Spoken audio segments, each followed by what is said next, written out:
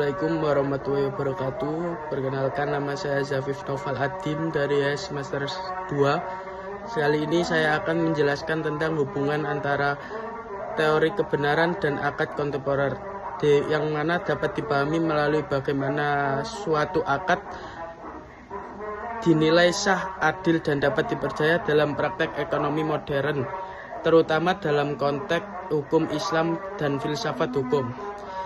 Yang pertama yaitu teori kebenaran. Dalam filsafat, teori kebenaran menjelaskan bagaimana suatu dianggap benar beberapa teori utama, yaitu A. Teori korespondensi.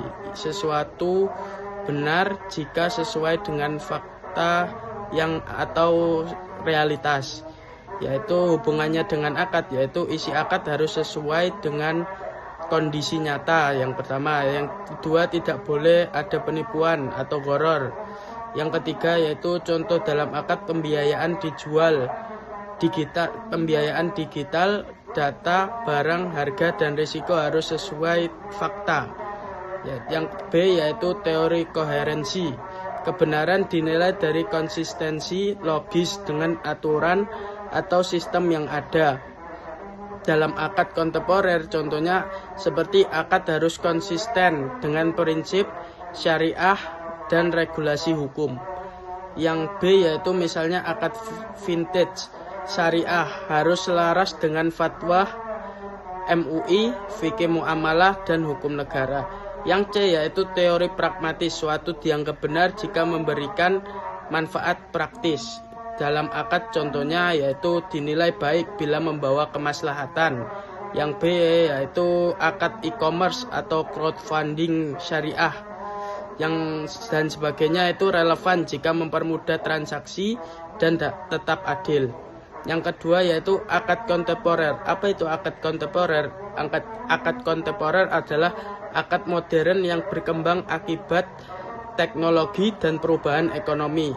Contohnya seperti akad vintage syariah, marketplace, lalu leasing, e-wallet, kripto, terus pembiayaan digital. Nah, yang ketiga yaitu titik hubungan keduanya, yaitu yang pertama sama validitas dan kejujuran transaksi.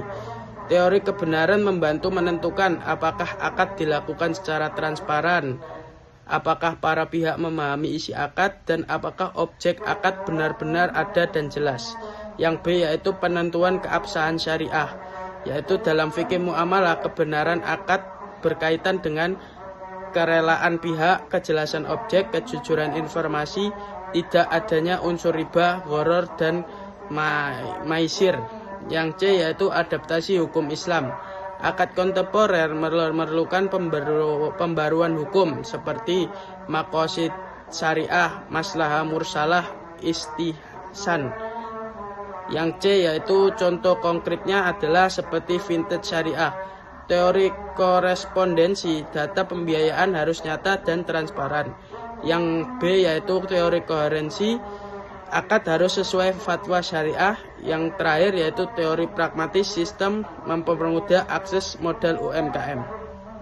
Kesimpulannya adalah hubungan teori kebenaran dengan akad kontemporer terletak pada upaya memastikan bahwa akad modern sesuai fakta, konsisten dengan hukum dan prinsip syariah, serta memberi manfaat dan keadilan. Teori kebenaran menjadi dasar filosofis untuk menilai keabsahan, legitimasi, dan etika akad kontemporer di era digital dan ekonomi modern. Mungkin sekian dari saya. Assalamualaikum warahmatullahi wabarakatuh.